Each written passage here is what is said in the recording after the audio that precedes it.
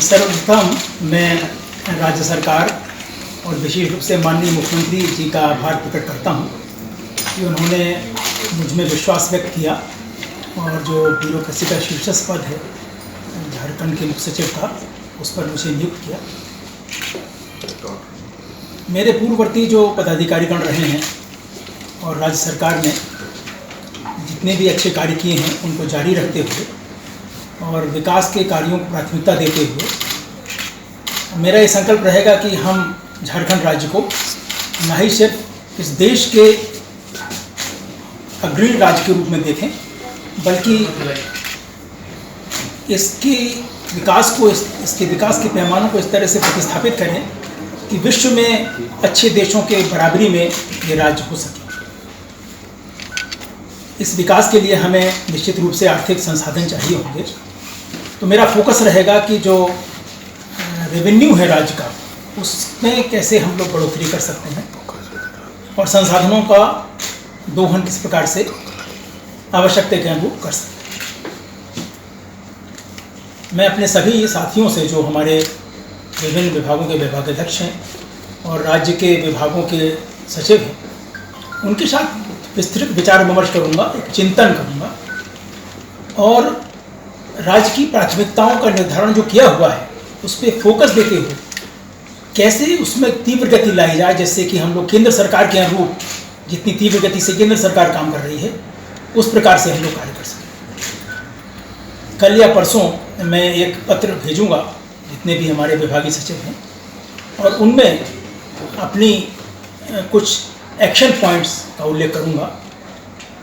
उनसे अनुरोध करूंगा कि हम लोग इस पर बहस करें और अनुशासन के साथ, पूरे डेडिकेशन के साथ, पूरी सिंसियरिटी के साथ हम लोग कड़ी मेहनत करें। मैं आपसे बता दूं कि परिश्रम और मेहनत से और कमिटमेंट से, अगर आप में मोटिवेशन है और आप में इच्छा शक्ति है, तो ये दो बिंदु हैं, दृढ़ इच्छा शक्ति और परिश्रम, इससे हम लोग कुछ भी हासिल कर सकते हैं। मैंने अपने जीवन में यही दो बिंदुओं पर ध्यान दिया है और फोकस रखा है अपने आप को कार्य करने पे, जो सरकारी कार्य है उस पे करने पे।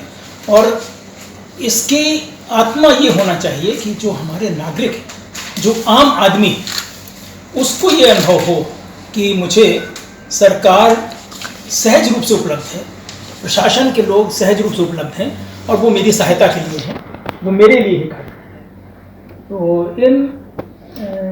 यद्यपि कुछ अगले एक वर्ष में यहाँ पर पार्लियामेंट्री चुनाव के बाद असेंबली का भी चुनाव होगा, लेकिन उसी बीच में जो समय होगा हम लोगों को मिलकर ऐसा प्रयास करना होगा कि जो मोमेंटम है, जो गति है विकास की, वो बनी रहे और बल्कि उसमें और वृद्धि हो और राज्य में सभी लोगों को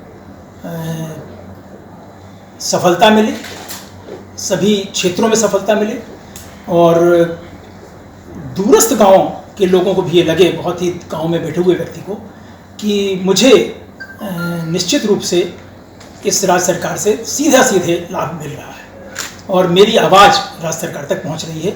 कम्युनिकेशन आम जनता और राज्य सरकार के बीच में अधिक से अधिक हो। पदाधिकारी क्षेत्र में जाएं, दूरस्थ क्षेत्र में जाएं, चाहे वो जिले के पदाधिकारी हों, चाहे वो रांची में पदस्थापित सचिवालय स्तर के पदाधिकारी हों। तो मेरी शुभकामनाएं आप सब लोगों को भी।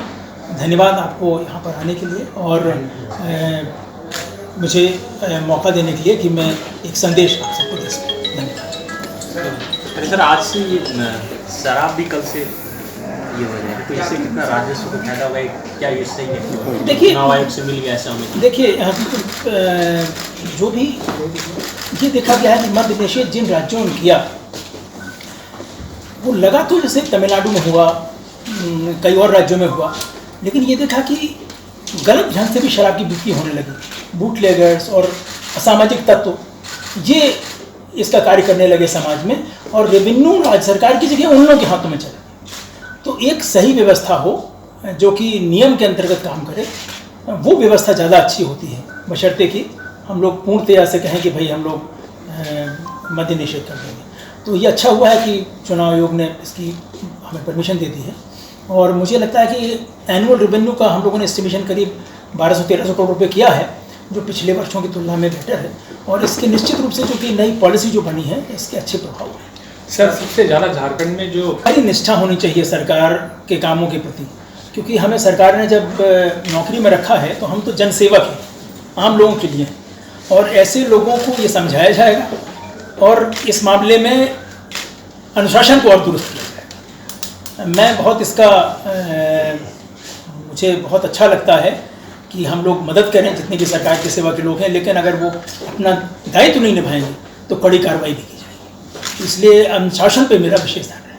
सर, आपको जो टीम मिली है, क्या और आईएएस की मांग करेंगे? क्योंकि एक बहुत कमी है, कई अधिकारी 3-3 4 प्रभाव में रहते हैं यहाँ पे, तो ये समस्या सिर्फ एक राज्य की नहीं है, अन्य राज्यों की भी ये समस्याएं हैं। क्योंकि बीच में कुछ वर्षों में ऐसा हुआ था कि भारतीय प्रशासनिक सेवा और अखिल भारतीय सेवाओं की रिक्रूटमेंट कुछ कम हो गए थे। आपने देखा होगा लोअर लेवल पे हमें पदाधिकारियों की कमी नहीं, क्षेत्रीय पदाधिकारियों की अभी फ़िलहाल उतनी कमी नहीं है जितनी कि हमारी वरीय पदाधिकारियों की कमी। लेकिन हमारे पदाधिकारी जानकार हैं, बहुत ही मेहनती हैं, और निश्चित रूप से हम इन लोगों से अच्छा कार्य करेंगे, मिल के काम करेंगे। जब टीम की भावना से करेंगे तो कमी नहीं खलेगी। सर, ये झारखंड हमारा घनित राज्य के तौर पर जाना जाता है, रेवेन्यू बढ़ना चाहिए, तो ये तो एक बहुत बड़ा क्षेत्र छुटा हुआ रहता है। हमेशा केंद्र सरकार से मांग करना चाहिए नसब की रोयल्टी बढ़ाई। केंद्र